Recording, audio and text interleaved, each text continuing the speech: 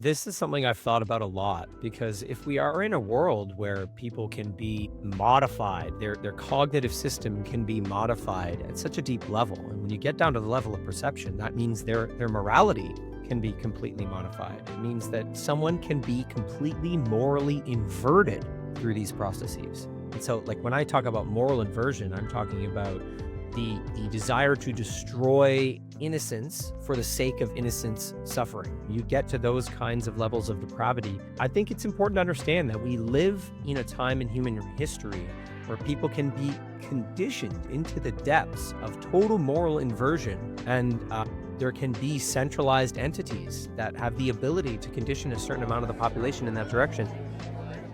You must be some kind of therapist? Today I'm welcoming back filmmaker Simon Esler. He previously appeared on this podcast way back on episode number 54, where we discussed the documentary he had recently produced, Cut Daughters of the West, which exposes the dark side of the plastic surgery industry. And today we're going to discuss his new series called You Are Here, which is about cognitive warfare. Simon, good to see you again. Welcome back. Thanks for having me. I'm really glad to be here. So tell us about what you're working on now. So my latest docuseries is exploring cognitive warfare from a practical lens. And so it invites people into the notion that war has evolved, and it has evolved in the direction of human cognition as the most valuable territory for wars to be struggling over. And so now that human cognition is the most valuable territory, the series really invites people into a deeper and more practical understanding of that so that they can defend their own minds and their capacity for free thought and do the same for their families and their children.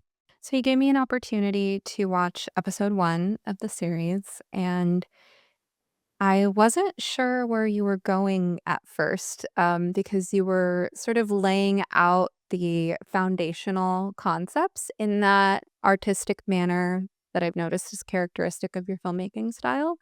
Um, Speaking about Iain McGilchrist's work, the left and right hemispheres of the brain, what happens when we divorce intuition and embodied knowledge from cognition, how that makes us easier to deceive. And then, after laying that foundation, you start to talk about the case of Barry Neufeld, which I had not heard his name until like a week or 2 ago, and then I got to learn his story shortly after when you sent me the link to view your documentary. So, for listeners who, like myself, are new to the story, can you tell us what happened with Barry Neufeld? So Barry Neufeld is a former school board trustee in Chilliwack, British Columbia. And he had been in this position for years, someone who's very focused on service to his community and, making education better for children. And eventually he heard about a massive change to the curriculum that was about to be launched in the schools. And it was strange to him because he hadn't heard about it prior to that and found out that this was about to be implemented in 2 weeks. And it was a program called SOGI, SOGI 123, which is Sexual Orientation and Gender Identity 123. And he looked at what they were launching into the classrooms and was shocked and disturbed by it. And so he began to speak critically of this program. And that over time escalated because far left community members and members within the teachers union started to be really upset that he was being critical of gender identity theory and of the program they were trying to implement. Now, the problems that people had with this are not only that it was facilitating, social transitions and moving children towards medical transitions in terms of gender, but also the hypersexual nature of some of the content, which is often an issue with some of these curricula where they use the theory that hypersexualized content is somehow freeing gay and lesbian and gender nonconforming youth. So he spoke out against it. Eventually, he ended up saying that medically transitioning children is a form of child abuse. He was then um, taken on by a human rights charge through a human rights tribunal in British Columbia. And that struggle went on for a long time. As he said, it went on longer than some murder trials. And the result was that Barry Neufeld was charged $750,000 because he does not believe that there are more than two genders, and he does not believe that children can be born trapped in the wrong body. And in the judge's ruling, they explicitly stated that his refusal to believe is a form of existential denialism for which he should pay $750,000. And so for me, this was a case study in cognitive warfare because it demands perception. It demands that we participate at the level of perception. And that's what I found so intriguing about this story. It's really chilling to be fined $750,000 for not believing something that there's no basis for. That phrase existential denialism, it's taking the pseudo intellectual quality of gender identity nonsense to the next level. You know, we've all heard that sort of hysterical hyperbole, the you're denying my existence, right? But now it sounds so much more official, right? This quasi intellectual existential denialism. Is that what they called it? Existential denialism? Yes, the judge's ruling was that it was a form of existential denialism and was therefore a kind of hate crime. A thought crime. Yeah. Yeah, Yeah. you're not allowed to not believe. Um, and let's unpack that a little bit, right? It's this idea that you're denying the existence, which is the indication there is, or excuse me, the implication there is that you're denying someone's dignity and humanity. Um, in America, with our freedom of thought and speech and belief, even though it's certainly not perfect, at least we theoretically aspire to protect those freedoms. Um, you don't have to believe in anyone's dignity or existence for that matter, whatever that means. Um, I'm sure if they asked someone like Barry Neufeld or any other biological realist, "Do you see this person in front of you? Do they exist?" There's yes, I see a person, right? I see a human being. The question is, do I have to pretend that I see beautiful garments on that emperor, or can I acknowledge that the emperor I see is naked? There's just so many degrees to unpack there. One of the major things is that we're told it's political, we're told it's human rights, but it's so deeply philosophical and spiritual.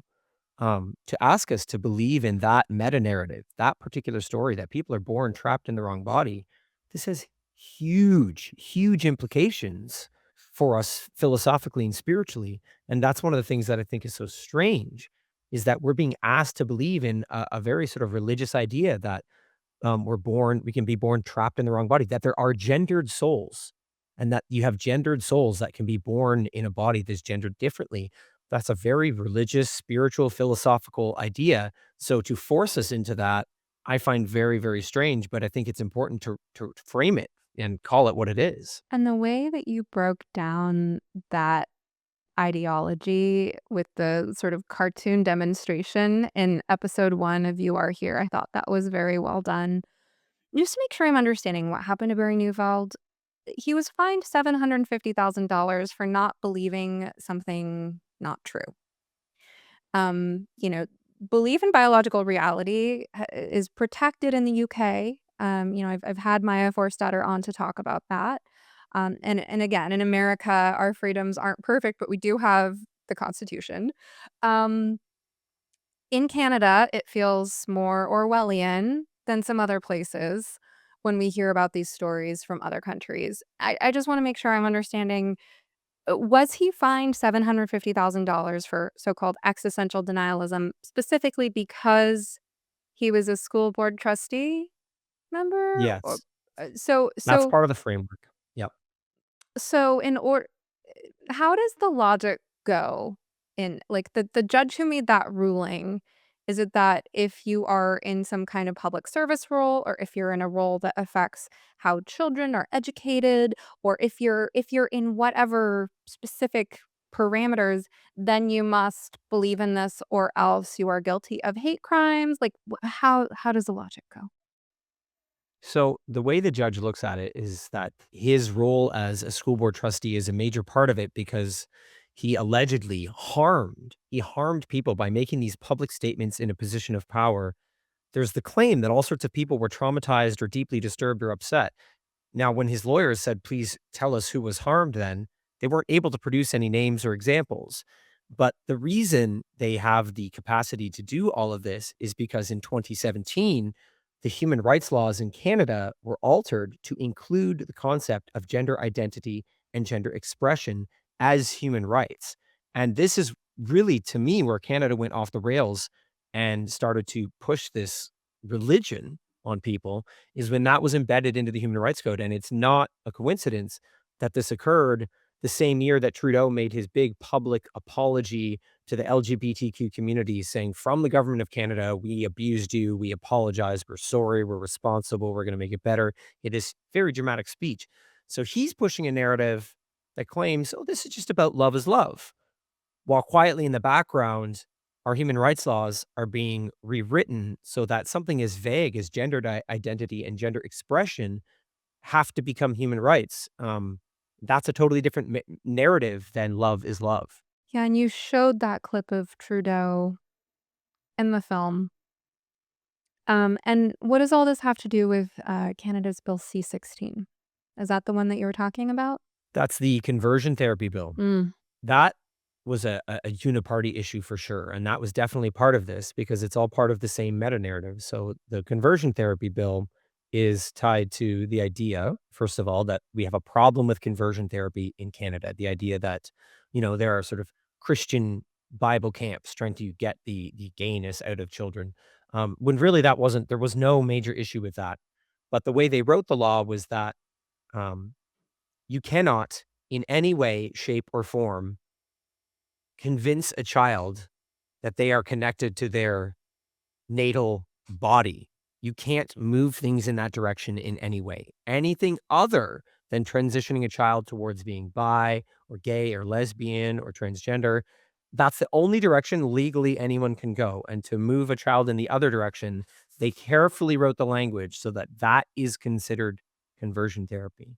And the scary thing about that passing is that it was passed by all of the parties in Canada. This was a uniparty issue. Even the Conservatives, even the current opposition right now, Pierre Poilievre, he himself was in support of that at the time. Now his stance has changed, but the issue being that we have time and time again created these bills and these laws that support this whole story of children being born trapped in the wrong body, and writing it into law is how we ended up at a place where someone like Barry Neufeld can then be charged $750,000 for not believing in this story. It seems so obvious when we have these conversations and unpack these things that these sort of policies and cultural trends set up a perverse incentive structure.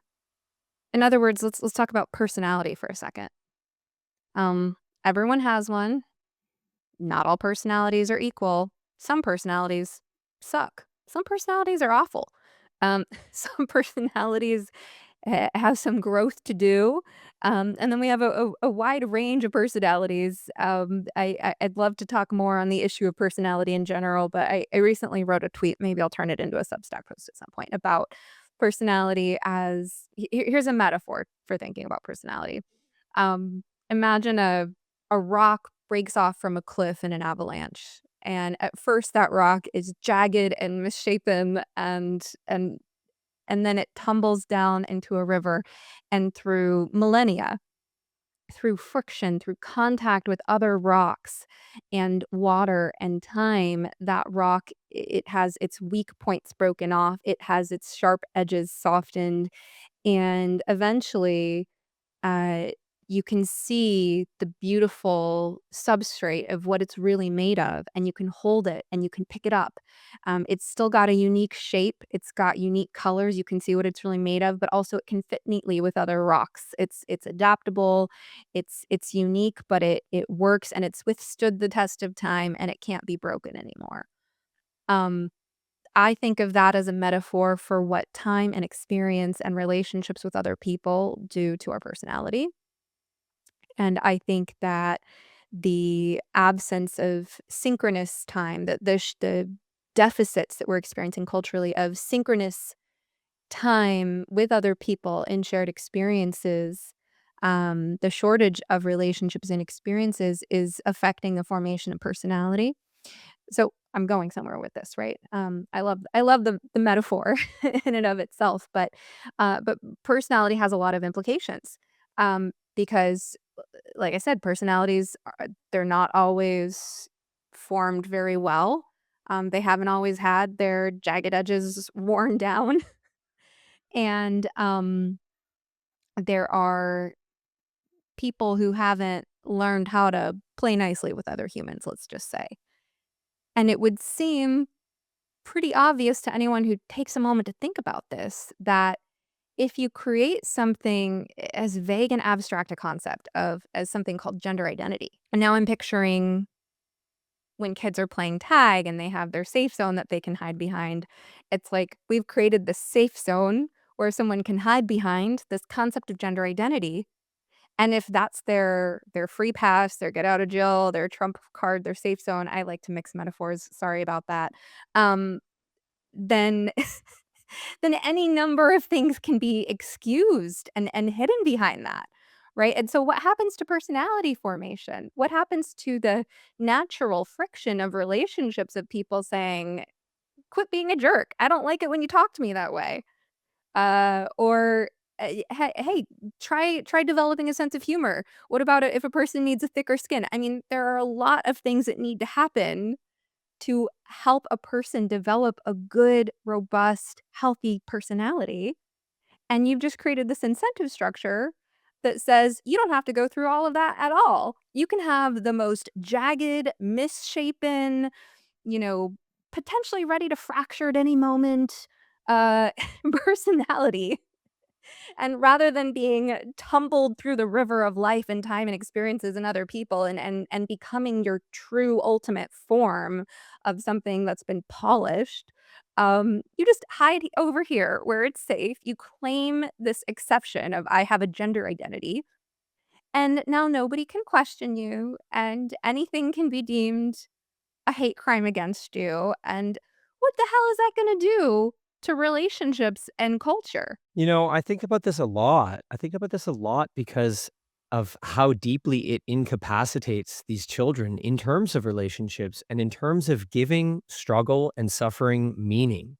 That's one of the scariest things, I think, is that there is such an absence of meaning in the difficulty of childhood and adolescence when they're given this framework of oppressor and victim, and that when they're always looking for that framework in everything they do, it's so incapacitating in terms of forming healthy relationships, which in the end is really like that's the majority of what we're here to do, to get really good at relating with others through knowing ourselves well. And I think we have yet to see the true fallout of this, especially in a place like Canada, where they're allowing this to go off the rails much further than other nations. We have this strange resistance on the global stage while America pulls back gender affirmative, medical treatments, and Norway and Finland and the UK. As they're scaling back, Canada is doubling down and writing this into our human rights laws and taking it even further. I don't think we've yet seen the fallout from any of this. And I think it's going to be something kind of unique for Canada to have to wake up to. Maybe that's the way that people wake up to it. I'm not sure. But I know that the detransitioners in Canada are being severely mistreated and deeply ignored. Speaking of, you mentioned in the Barry Neufeld case, that there were going to be some detransitioners testifying in his favor, and the judge prevented them from speaking. That's right. There were two detransitioners and a gay man that wanted to testify in his defense. One of them was Faith Gralot, and she had a terrible experience where she was rushed through the gender affirmative phases. Her mental health issues were not diagnosed, and she ended up getting pretty severe illness and depression from it, and was one of the people working with a group called Detrans Canada to try to fight against the conversion therapy bill, to try to say, like, please don't do this. This is actually hurting us. Even, their voices were ignored. So in Canada, we seem to have systematically ignored the detransitioners because they don't fit into that meta narrative that's being written into the Canadian way of life. And I really feel like Canadians, good-hearted Canadians were manipulated into all of this by thinking it was about love is love. And I think there's a lot of Canadians who haven't thought it through to see how, like, that no longer connects to what we're doing, even though we have the one acronym now. We have the 2SILGBTQIA++. It's something along those lines now. People don't understand. These are completely different narratives that they're pretending are the same. It's bitterly ironic because all of this woke nonsense is supposedly about protecting the most vulnerable, most marginalized people, and that's exactly who detransitioners are. And in Barry Neufeld's case, there is this allegation that he'd harmed people, and like you were saying, they couldn't identify who he had actually harmed, and then here you had these people who did wanna share their voices about how they felt the opposite of harmed by his stance, and they weren't allowed to speak. There's just so many levels of irony here. It's a lot to track, and I think this is why the cognitive perspective softens it for me, because rather than getting caught up in someone being so far left and being, radical and looking at them as an immoral person, I find it better to see it through the lens of cognition, because I can understand the way they were conditioned, the way over time they were conditioned into a narrative so that their perception has been manipulated. And when a human being has been manipulated at the level of perception, um, I think it's very wrong to dehumanize them. I think it's really important to understand the level on which they are being operated on is quite severe. And I think Canada overall has a big issue with that, that as a territory, as a cognitive territory, Canada has been infiltrated by a lot of bad actors. And that's a compassionate perspective I'd like to get into more. Before we do, I just want to remind the parents in the audience, the ones who listen to this podcast because they have a kid in this fight, that on this podcast, we explore this issue from a number of angles. But if you're looking for how to actually get through to your kid, that information is in my course, RGD Repair. Part of the reason I mention that here is because, for instance, among other things on this podcast, we talk about ways in which people are manipulated. And we're about to get into that. And that's what Simon does a really good job of exposing in his docuseries. That does not mean that I would recommend that you as a parent go and talk to your child about how they're being manipulated. And here's why. Because that is not a conversation that you're going to be likely to pull off successfully with a teenager when teenagers are the most primed out of all of us to resist the message, you are naive and gullible. So there's the meta message, right? If you try to tell someone, hey, I think you've been manipulated, even if you're coming from a very compassionate place and trying to help them, anyone is likely to resist that message because it's like, what do you think? I'm stupid?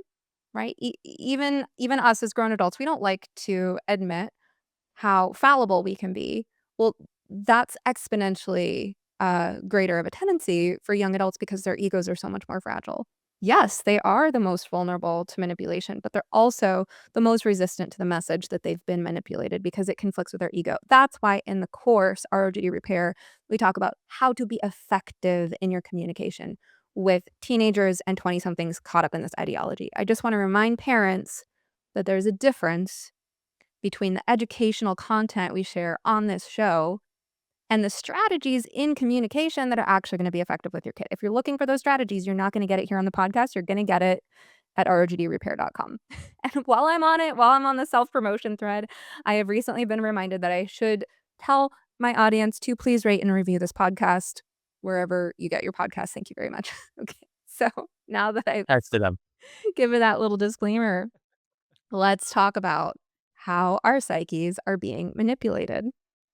Yes, I think the compassion piece is a good starting off point. This is one of the things that really intrigued me and motivated me to make this series was that, if you want to have compassion for how people are being manipulated cognitively, from that lens in a way that is very powerful, well, I think it's important to recognize that we ourselves are so deeply conditioned on a cognitive level. And there's so much that we don't realize is being put in place for us in our cognitive system. So, for example, living in the West, we are through the work of Iain McGilchrist, as you said, that I explore in the series, we seem to be very entrenched in the left hemisphere. So, here in the Western world, we are conditioned to use our minds to really seek out very simple, very linear stories that kind of feel like a nice fit and feel very reductionist and mechanical and clear. And the way in which our society encourages us to focus more on that, um, that makes us very vulnerable. If we're just people of the West, we have a certain amount of that. And I think starting with really understanding how deeply vulnerable you are personally and to recognize how much you're being conditioned in through the world around you, through technology, through family, through where you live. That to me is a great starting off point because when you really see your own vulnerability, then you're in a good position to start to understand, hey, wait a minute, my political opponent out there, they've been conditioned in these other ways, but it really is the same thing to a great extent. It's always so much easier to see how other people are being manipulated than how we're being manipulated, isn't it? I mean, I grew so much in my career as a therapist. I remember just noticing in patient after patient before I got into the kind of, specialized work I do now, just noticing this common thread that so many people were coming to therapy going, if only I could get them to see, what whoever it is, whatever it is, if only I could get this other person to see this thing. Right, and I'm sitting there as a therapist having the same experience with my patient sometimes, right? If only I could get Sure. them to see this thing. Um, and who's coming to therapy saying, "Gee, I wonder who wants me to see something differently and what they want me to see differently." Pro tip, if you wanna be a really productive psychotherapy patient, ask your therapist, "Hey, when you're sitting there listening to me talk, do you ever have something that's like, if only I could get him or her to see this thing?"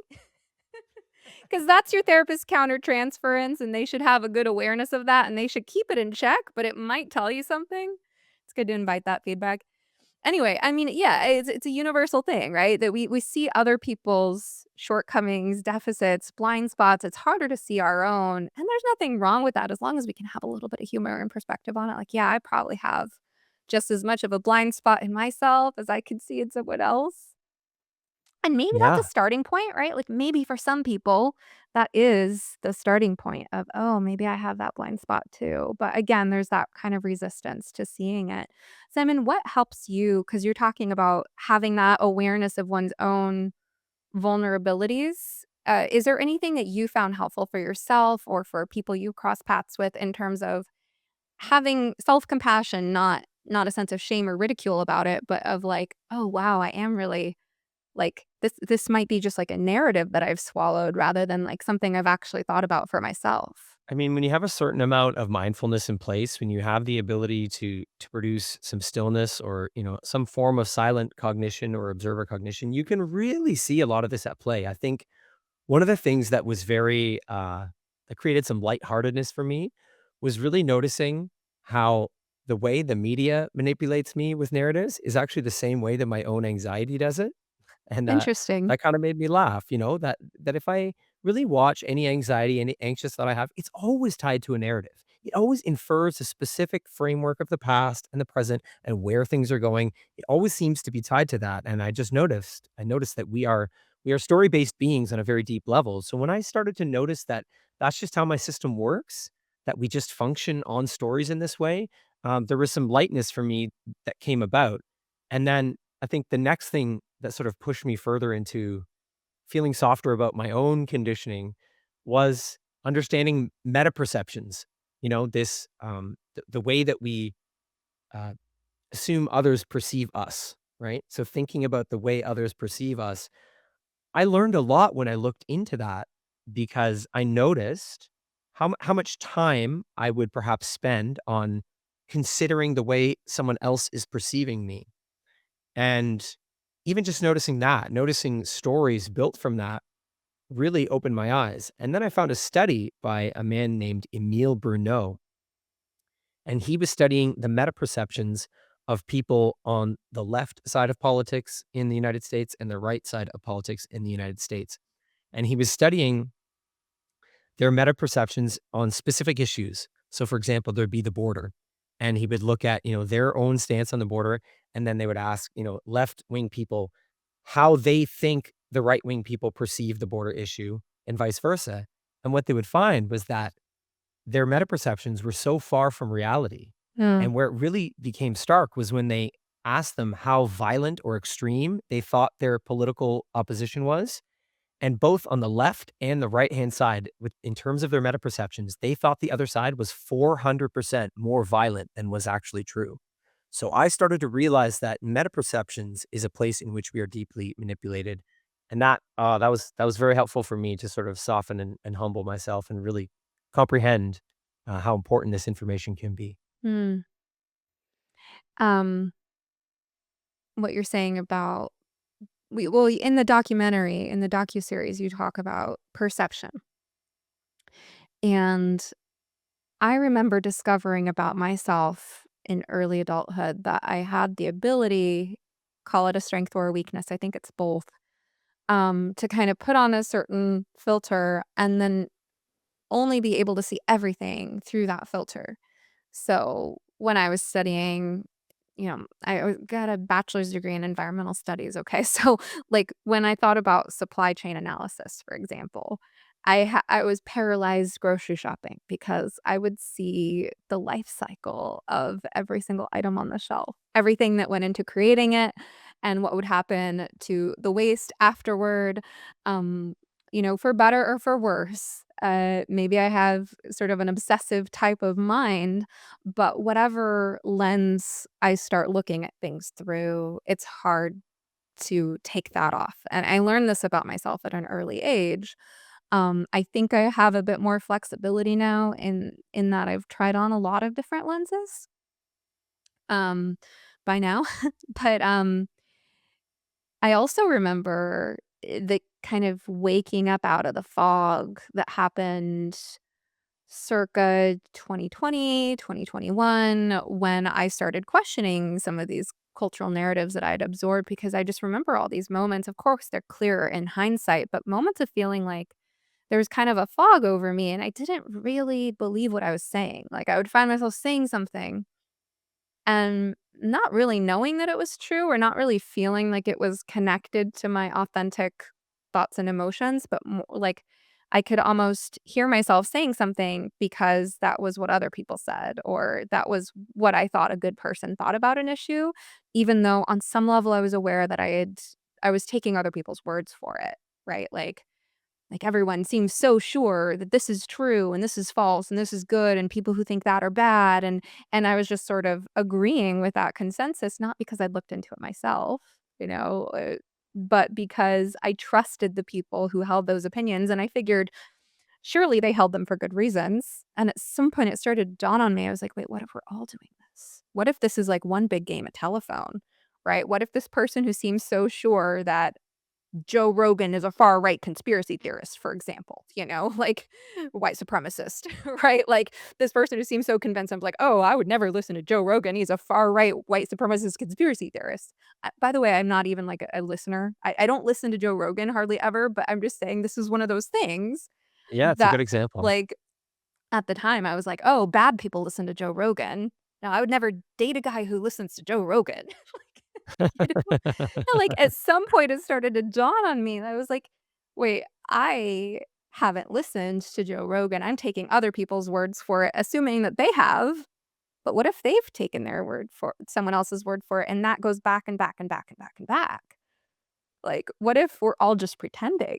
So I do remember, circa 2020, that's, like, starting to wake up out of the fog and be like, "Wait, does that sound right?" And that is one of the reasons that one of the techniques I recommend to parents is simple reflective listening because um, reflective listening can help people feel heard. It can lower cortisol levels, open up emotionally. But also, I think sometimes we just need to hear ourselves, right? Because sometimes we say things not because we've truly thought and felt into it, not because it's coming from a spontaneous place, but sometimes we say things because we're absorbing things. And sometimes if our relationships are healthy enough, if someone who cares about us reflects what we just said in a neutral way, oh, so am I understanding that you believe blah blah blah blah blah? Right? Sometimes we hear it back and we're like, do I? Do I believe that? Do I know that? Wait, where is that coming from? Sometimes we just need that reflection. Yes, absolutely. That's so important. And it's funny because having gone through a similar experience to you, where you sort of wake up out of these layers and out of this fog. I think, even calling it a fog is very, well, it's interesting because to me, that fog, one that you're talking about, that is very psychological and sort of cognitive in nature, that's the fog of fifth generation war. That's the fog of modern warfare. It's that kind of mental fog. And so it's a great way to characterize it. Okay, so tell us more about what you mean by fifth generation warfare. So warfare has been evolving alongside technology throughout human history. They've always been deeply intertwined. And so every time humanity makes a big leap forward in technology, warfare sort of follows suit with the general principle that anything that can be weaponized will be weaponized until something better can be weaponized. And, we can look at major leaps forward in technology like satellite. Of course, that was a big game changer that allowed um, people to have access to information from above that changed the strategic nature of warfare. You have drones that changed the nature of warfare, even just having aircraft. Generally, all of a sudden, once there was aircraft, you had a whole new warfighting domain. So technology has always pushed warfare into these new spaces. And so when we got into the era of smartphones, something changed in the way that technology influenced us on the cognitive level. You could even zoom in on one small thing, just the selfie camera, just that self-facing camera, that technology turning towards us, our awareness, our cognition turning towards us in that way. Even that one small shift in technology altered the daily experience that we live in such a way as to invite forms of warfare in, to invite influence campaigns in. And that is generally, I think, one of the major threats that we are now looking at in the world is that there's lots of different bad actors looking to influence people on the cognitive level for various different reasons. And so you really do want to be able to protect your mind and control your emotions and proceed safely through the daily warfare that we are all just living through right now. It seems so obvious when you put it so simply, but I think it's not necessarily obvious to everyone. This concept that anything that can be weaponized will be weaponized. One way that I think about it is the devil doesn't play fair. Devil does not care about your morals. Devil is by definition amoral, immoral, anti-moral. I don't know whatever word you want to use, but devil don't care about your rules, okay? You don't get that safe zone. Remember when we were talking about the game of tag? If I'm touching this rock, you can't get me. And when Yeah. you're playing with evil, there is no rock that you can go to, or the devil's like, "Oh, I'm gonna leave you alone because you're hiding over there." Yep. Maybe that rock is Jesus, but I I'm willing to consider that the devil's willing to use people's concept of Jesus as well. Um, so, I mean, that's getting into a whole philosophical and religious discussion that I'm not necessarily even trying to invoke right now. Um, but but the concept, anything that can be weaponized will be weaponized. It's like, Yeah. I think the reason that it's so hard to grasp is because we do have goodness in our hearts, most of us. And because of that goodness, because of that instinct to play fair ourselves, we see the world through that lens. Because we have a conscience, because we have empathy, we see the world as we are. We project it. And so if there are certain things where you would never cross that line yourself, like, here's an example. Brothers might regularly squabble and get into play fights. but there's an instinct in a brother that if your brother has fallen off his bicycle and he's bleeding, he's in the safe zone. That is not the moment. You don't kick him when he's down, right? So there's that kind of moral instinct that contains our inherent badness, our desire to get under someone's skin, right? And so because we have that moral instinct in ourselves, it's hard to recognize and remember that when you're dealing with actual evil, that constraint isn't there. There's nothing off limits. There's nothing to say, "Don't kick him when he's down," or "Don't cross that line." This is something I've thought about a lot because if we are in a world where people can be modified, their cognitive system can be modified at such a deep level, and when you get down to the level of perception, that means their morality can be completely modified. It means that someone can be completely morally inverted through these processes. And so, like, when I talk about moral inversion, I'm talking about, you know, the desire to destroy innocence for the sake of innocence suffering. You know, you get to those kinds of levels of depravity. I think it's important to understand that we live in a time in human history where people can be conditioned into the depths of total moral inversion, and there can be centralized entities that have the ability to condition a certain amount of the population in that direction. And again, on the one hand, I think it is important to call out evil when we see it. There are things happening in this world that are evil. On the other hand, I think it's important to note that our most vulnerable can be conditioned to become morally inverted. They can become part of this whole process of the decay of our society and our social fabric. So, I personally think it's one of the biggest questions of our time. To what extent are we dealing with people who have been conditioned and manipulated to do bad things? And to what extent are we dealing with people who have genuinely bad intentions from the get-go? It's very, very murky Mm. out there. Have you read the Screwtape Letters? I don't think so, no. Oh, that's a good one. Um, which reminds me, another former guest of this podcast, Samantha Stevenson, wrote some modern version of the Screwtape Letters applied to a modern problem, and I need to look into that, and I need to read that and invite her back. That just reminded me. Are you familiar with the premise of the Screwtape Letters? No, please tell me. Oh, so it's, by C.S. Lewis, and it's basically a series of letters from a demon to his, nephew, his subordinate, and he's guiding his nephew demon in how to tempt a particular human victim, away from good towards evil.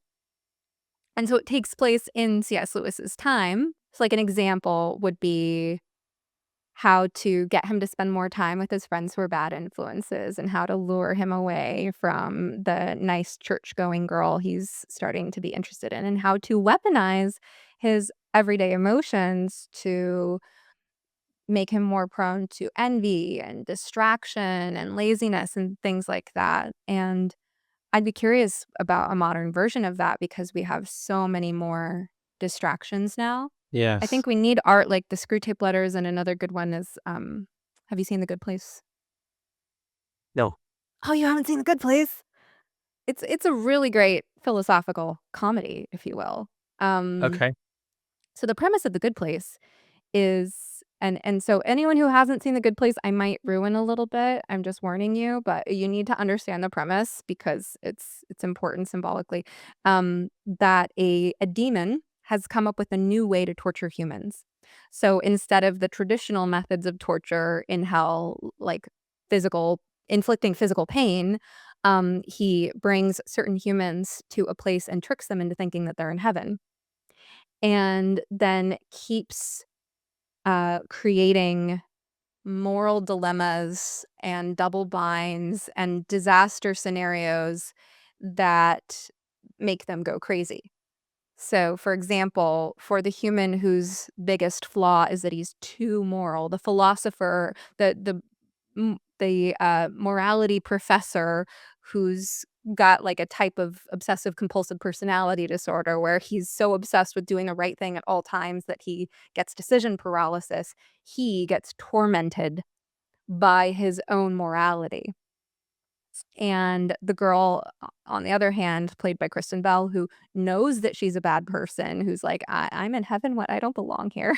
She is tormented at first by being presented with a variety of scenarios that would be appealing to someone who is a truly good person, but aren't appealing to her because she has a lower taste for experiences, right? So it's really, really clever, and where we eventually go in The Good Place um, is we learn that the system is rigged and that no one's gotten into heaven in, like, 500 years Wow. because the demons have taken over the process of assessing who gets considered good enough to go to heaven or bad enough to go to hell. And so, of course, the demons would do that, right? Because 'Cause they're amoral. Like, their mission is to get everyone to go to hell. Their mission is to bring out the worst in people. I feel like The Good Place gets at some really interesting, philosophical themes and illustrates them in a very artistic way. You know, we're these beings that are challenged by awareness now. We're in this era of humanity where the cultivation of awareness is one of like the biggest challenges we face daily. And um, those areas of ourself, of our lives, where we lack that awareness, where we haven't brought the light of awareness, um, really tends to be one of the areas where we're most likely to be manipulated. And I often look at it in a sort of pronoia way, that this is the universe's way of benefiting us all, is that the pressure of modern warfare actually is beckoning us to a level of awareness that we perhaps haven't had. And that is, I think, maybe a good catalyst in the sense that it is going to push humanity to cultivate awareness and free thought on new levels. I think to become a sovereign being in these times, we've never faced challenges like this, but it is the pressure of our modern times that spawns new levels of human excellence. I think that's one of the areas where we're being pushed. I find it very intriguing. Your trans identified kid won't listen to reason because reason isn't what they need right now. They need a parent who knows how to communicate in an empathic yet strategic manner. ROGD Repair gives you over 120 lessons in the psychology and communication tools that actually work when normal parenting doesn't. Plus, RepairBot, your 24/7 AI coach trained on my entire body of work, ready to help you navigate tough moments in real time. Visit rogdrepair.com and use code SOMETherapist2026 to take half off your first month. So tell us where you're going with your new series, You Are Here. I've just seen episode 1. The next step I'm going to take is to explore this idea of cognitive entrenchment. And this is really the idea that we can become cognitively entrenched. We can become trapped in the cognitive system we're conditioned into. And I think there are really big implications for this. The first idea, or the first time I came across the idea of cognitive entrenchment, was in a book called Range, by a man named David Epstein. And, he looked at the way in which people with a large variety of life experiences and careers ended up forming greater forms of intelligence that people who had become hyper specialized. And he really looked deeply into this and found that people that were hyper specialized in a certain form of education could sometimes experience a form of cognitive entrenchment where they struggled to think outside of their domain. And this was really, really interesting to me when I found out that this was something that was actually being studied. For example, one of the things they looked at was chess masters. So they had people who had spent their whole lives becoming masters of chess. And what they would do is they would challenge these chess masters by having them play against total novices, that they would change one rule of the game. And as soon as they changed one rule of the game, these chess masters would lose to the absolute beginners, because their domain expertise was an attachment that was so strong for them that to think outside of that was very difficult. So I'm moving towards exploring this idea of cognitive entrenchment. And I think it's got the biggest implications when we look at the ways in which we can become entrenched in how we deal with children and innocence and the potential destruction of innocence that um, we're seeing with a lot of these ideological influences. Not to give the whole story arc away, but how do you connect the dots between cognitive entrenchment and the war on children and families? I'll give one really strong example. There is a mother in British Columbia who was bringing her trans child to bars in BC and having their child dance for adults for money. And this, of course, is not legal. You can't bring a minor into a bar and have them dance for money for people. But this was nonetheless happening. And when confronted by by people and by her community, by authorities, when confronted about this, she stuck to her guns that she was helping to affirm her child. Um, that to me is an example of someone who has become so ideologically captured, so captured at the level of cognition that they could be sacrificing their child's innocence to to a circumstance without having awareness of what they're doing. And I think that's one of the more frightening implications of this. And I think there are lots of examples of that in which someone has been manipulated so deeply on the cognitive level that they will harm their own children and not perceive that which they are doing. So you use an example that's rather horrifying. Even a person who believes in the whole born in the wrong body nonsense would not argue that it's any more acceptable for a mother to have her daughter dance for adult male onlookers than to have her son dance for adult male onlookers. It's equally wrong regardless of the sex of the child. You don't have to believe or not believe in gender identity nonsense to see the problem here. But there is this trans exceptionalism that brings that haze. Like you said, when I talked about the fog earlier, you said the fog is a symptom of the cognitive warfare, but it would seem like there's a significant emotional component to this stuff too. And that's a lot of the work I do with families is looking at how even when people are divorced from emotion, or seem divorced from emotion, seem to have flat affect, for example, or lack awareness as to what they're feeling, that there are some powerful emotional drivers that people are unconscious of that fuel the entrenchment. Yes, absolutely. When we look at the emotional piece, it's important to remember that that's one of the ways in which our virtuous nature can be manipulated most greatly. When we are convinced that there are dangers, for example, that mother believing that her trans child is in danger of suicide unless her child is affirmed over and over again, that is a mother's instinct, that is a mother's love, that is her emotional system being manipulated on a very deep level. And the other side of it is that this is one of the ways in which narrative warfare is most effectively waged is outrageous narratives that are outrageous, that create outrageous feelings, that create extreme emotional experiences are much more effective at conditioning us into this kind of cognitive entrenchment. And so I think you need to have a balanced relationship with our emotional system. I do appreciate the view that emotions come in waves and that, you really should observe the wave of an emotion before you act on it, before you use it as a source of authority in your life. I think that is pretty beneficial. But I think generally understanding, you're right, the component that the emotional system plays in all of this is so important, and I think it really does vary between men and women. I think it's one of the reasons, of course, we're looking at why there's so many moms who seem to be standing behind the most extreme expressions of gender, affirmative culture.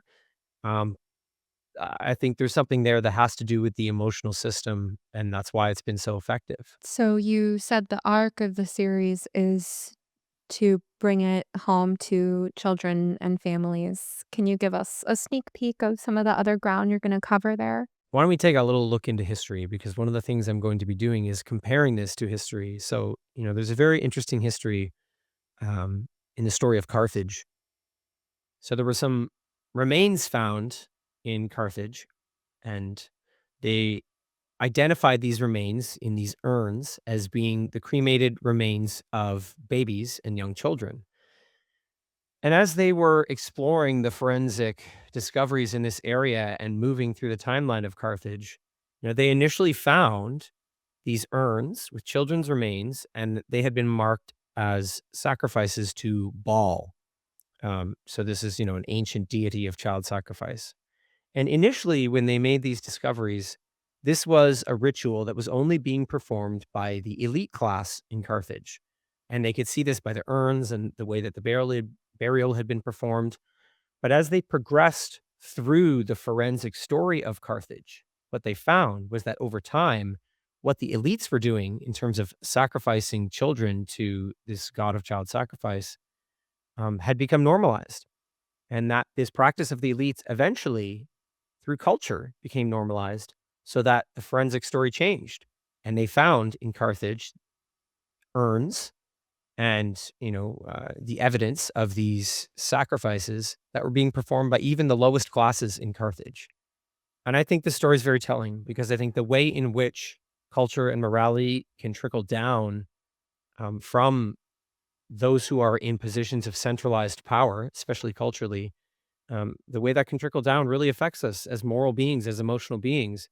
And I think it's startling to consider that story of Carthage and then to place that understanding within the framework of today's age of influence and recognize that if that could just happen in the normal cultural, exchanges that are occurring in a place like Carthage, well, things like that are now amplified exponentially in our culture in the way that influence can move through a population. So I'm going to be exploring some of that and really looking deeply into, what does this mean? What does this modern influence mean? And is there a form of modern child sacrifice going on that we're not even aware of? When we hear something so horrific as ancient child sacrifice, I think it's easy to dismiss as barbaric and of a completely different world. But this is one of the reasons that I think that it makes more sense to study history in middle age than in childhood. I've said this before, like when I talked to a historian, Matt Osborne, on this podcast, I talked about like how I'm interested in history now in this phase of life. As a child, it was probably my worst subject. So I was just like, oh, just a bunch of names and dates and, you know. Um, but but you have enough human experience and you start to get down to the bedrock, the substrate of like what we're all made of and always have been and always will be. Like, what is human nature? And that is the common thread. It was people made of the same stuff as you and I that lived through these completely different times.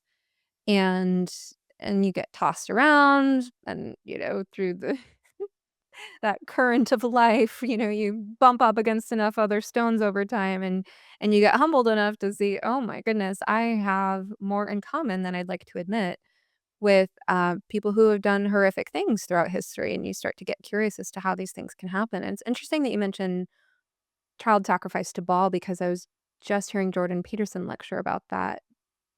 I accidentally, like, how you pocket dial people? I pocket played a Jordan Peterson lecture last night. I was in the middle of listening to something completely different, and my phone was in my pocket, and, one moment I'm listening to a podcast about psychedelic assisted therapy, and the next moment I hear Jordan Peterson's voice in my ear, and I'm like, maybe I meant to hear this. Let me just see what he has to say." And, it ended up being really relevant, and that was one of the places that he went in this lecture, was, uh, that how nature worship leads to child sacrifice, and you would think, like, "What nature worship?" It's, like, the most, like, innocent, like, you forget the Christian lens on what's bad about that. Just take it as face value, like, what's so bad? How does appreciating the beauty of the natural world lead to something as horrific as child sacrifice? Typically, people who have a soft spot in their hearts for nature are the same people who have a soft spot for children, and it tends to be a very feminine coded thing to do, and what else is feminine coded is like loving on children, right? So it doesn't cognitively make any sense at first glance, but can you help us connect the dots as to how, I mean, because part of what I hear you saying is that good intentions can lead to horrific outcomes when we have these cognitive blind spots, that our good intentions can be manipulated. And so something that starts off very innocent can lead to something like child sacrifice in the end. And that's what we're seeing with the transgender movement. Well, we seem to have a responsibility for, two different parts of human existence. We have this struggle to become sovereign individuals to the extent that we are capable or to the extent that is possible. But we also have the struggle of like, what is the collective morality? Like, we're so deeply influenced by whatever the collective morality is, that we have to craft it with such intention. And so I think we're moving through an era right now where we're waking up to the fact that culture, and therefore to a great extent morality, has been produced in these centralized systems. So a very small group of people have been able to produce the culture and send it out to the majority, and giving the power of culture and of course to an extent our morality to a centralized system, I think was an extremely dangerous experiment that we're now moving through. I think when you look at our relationship with nature and, religion and moral frameworks, we do have lots of examples of what Jordan Peterson is talking about this struggle where when you become only about, nature and the worship of nature, tends to lead that way. And I recently I found a different example of that. And I'll explain it only to show a distinction between the Carthage story I just told and a different version of this. There's a story in Canada that we are a nation founded on white supremacy, on slavery, um, that historically we came here and we abused the First Nations population. And that story has convinced Canadians of the idea that the First Nations people here have a moral high ground that we don't, that they were here living a morally pure and spiritual life that we then came in and destroyed with corruption. But if you go back and look through the history of the native populations that literally lived in the land that I'm living on now, a lot of them um, they did actually kill their children quite easily. So, for example, when a woman would be left, if the man that she was with left or died, they would sometimes just leave the children in the cold to die. Um, it wasn't a problem for them. They didn't have moral structures that necessarily made that strange. The reason I know this is because there's journals and diaries from nuns at the time who were encountering this, and they ended up taking some of those children who would have just been left to die because it was normal in those tribal circumstances to just give up the children if you believed you couldn't care for them. Some of those children were then brought into the residential school system. The reason I bring all of this up is because there are, in that example, they weren't sacrificing the children to a god or anything like that. It was just a cultural norm in which there was no reason to protect those children because it didn't seem practical. But their whole framework was one that was very much, focused on worshiping nature and being connected to the natural world. So it does make me wonder, to what extent are we now faced with the dilemma of moving into an era where we have to be free thinking individuals, but also where we have to participate in this collective creation of what our moral compass is going to be as a society. And I'm not sure. I'm not sure how that's going to play out since we seem to be moving into a more sort of tribal, decentralized area of the human story. But I think those are two of the biggest things that we have to contend with. Speaking of children and families, I know you mentioned that you are the father of three uh, home birthed children, and you have an event coming up. You said you're associated with something called the Reclaiming Birth Movement, and you're emceeing a conference. Can you tell us about that? Yes. So the Reclaiming Birth movement is really a push to bring back natural birth, to promote the principle of non-interference in birth, to bring birth back into the family, back into the home, to take away a lot of the medical narratives that have framed birth as a dangerous emergency, that have resulted in women being abused, traumatized, disembodied, narratives that have alienated men and fathers. So this is a conference that's been going on for, I think, 3, 4 years now, and our mission is to really inform families and families to be on uh, where birth is at right now, what are the actual current influences, and what is their, intention, or what is the result of these influences, and how does one reclaim birth and take control of it, as a mom, as a father, within the family unit. So we're very focused on that, and we have a great lineup of speakers that are all about empowering people with the knowledge they need to protect their birth from systemic influence. And so that conference is in Canada in September. and you'll send me the link to put in the show notes.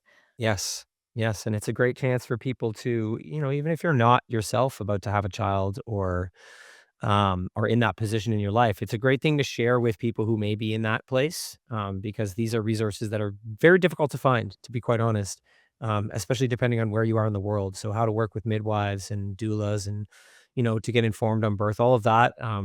There's an information war going on to an extent, and we try to make it as easy as possible to leave people empowered. And this conference is for men also. Obviously, you're an MC. You say that it's also about bringing men as fathers into empowered, informed, participatory positions within the family. Well, I really believe that all of this starts at birth, right? So we just went through this whole conversation about influence and the war on children and families and all of this. But I really do believe that a lot of this does begin with birth and the way that birth is treated. And that can spiral in directions that make us more vulnerable to a lot of the influence we've been talking about. So when birth is reclaimed by men, especially, there's something powerful that can change.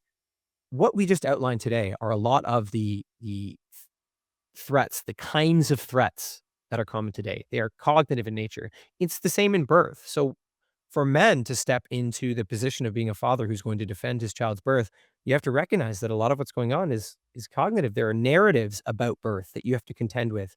There are meta narratives that you've been written into when it comes to birth and fathering that you need to contend with, that you need to release. The cultural meme of the incompetent father, or the frightened father, pacing up and down the hospital hallway, disconnected from the arrival of his child. All of these things really matter. And we're excited this year to bring men into the conversation. We're going to be taking the fathers who are in attendance on some hikes early in the morning to connect as dads and to really talk about what it means for men to step into this role and to be defenders of pregnancy and birth. Like I believe men have a great chance to do now, and I think it's a huge opportunity for purpose.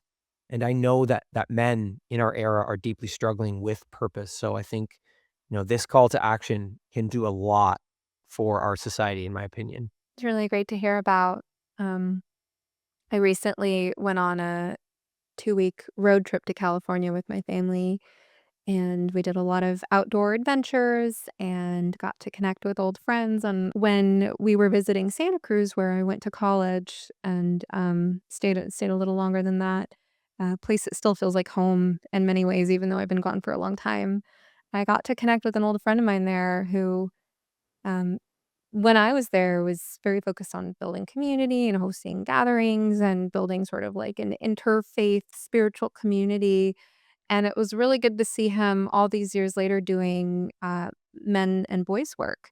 'Cause I thought of him as sort of my, like, spiritual hippie space holder friend, but this was, like, I'd seen how he'd, like, toughened up in, working with at-risk youth and finding that that was really his calling, was to be, a role model, and a mentor, including for a lot of boys who didn't have fathers. I think that type of work is so needed and inspiring to hear about. And yeah, men and boys do have purpose and need support finding their purpose. And unfortunately, too many people are wired this way. And it's not just men and boys. I'm wired this way too. Like a lot of us are wired in this way that if we don't have the right challenge, the right mission or purpose, we will create challenges for ourselves, and for other people, challenges that are not the ultimate, fulfillment of purpose. Um, and I think that, obviously at risk young men from working class communities are probably the prime example of that. But it applies to many people as well. So I think conversations about purpose for men are so important. And I welcome more of those conversations on this podcast for anyone listening. If you want to be a guest, you want to recommend a guest on that subject, I can't promise an interview to everyone who asks for it, but go ahead and drop names in the show notes because always happy to talk about that kind of work.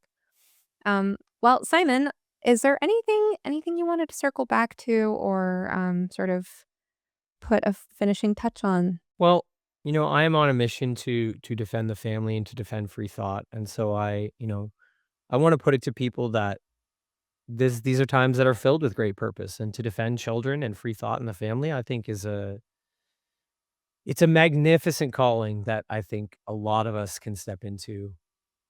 And so I really do try to flip the pressure of this war. And I study warfare a lot, and that may seem really dark to some people. It may seem stressful, but to me, it's just a discovery of purpose.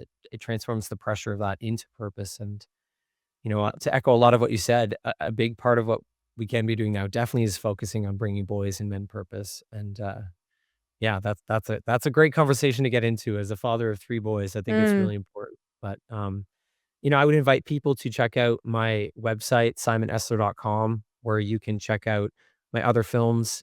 You can check out Cut Daughters of the West. I have a short film with filmmaker Adam Riva called Vague Rules, which looks at the implementation of a lot of this ideology in the West through a variety of methods. And you can check out the conference at the reclaimingbirthconference.com. We can get information about that and join us if you'd like. I'd love to have you. awesome. And for your new series, You Are Here, that's people can watch that through Dauntless Dialogue. That's right. You can go to dauntlessdialogue.com and you can sign up. They have an incredible platform of absolutely magnificent original documentaries that are really unpacking a lot of what's out there in the world in ways that you can't get anywhere else. So I highly recommend it as a platform. You can check out my new series there. I'm working on episode 2 right now. And then my other docuseries, Superorganism, which is about the war on the family. That's a 6-part docuseries that is also on both my website and Dauntless Dialogue as well. Very cool. And are you on any social media platforms where people can follow you? Yes, please come join me on X. You can find me, Simon Esler, on X. I am on Instagram at Simon_Esler1111. And I am also working pretty hard to grow my Substack and do lots over there. I've got lots of new things lined up. So you can find me on Substack, Simon Esler, or under Subversive Clarity. Very cool. Well, Simon, so good to chat with you again. Thanks for joining me. It was a pleasure. Thanks so much. Thank you for listening to You Must Be Some Kind of Therapist.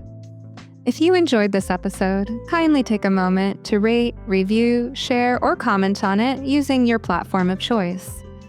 And of course, please remember, podcasts are not therapy, and I'm not your therapist.